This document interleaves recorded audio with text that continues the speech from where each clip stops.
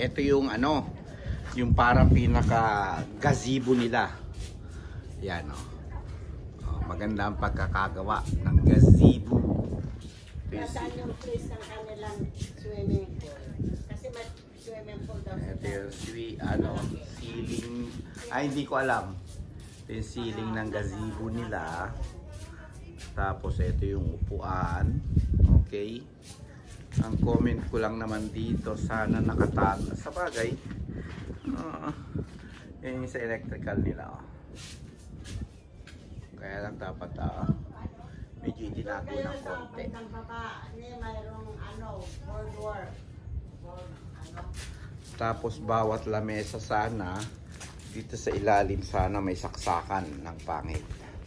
Para in case na mag happy-happy, may saksakan sila sa ilalim ng mesa.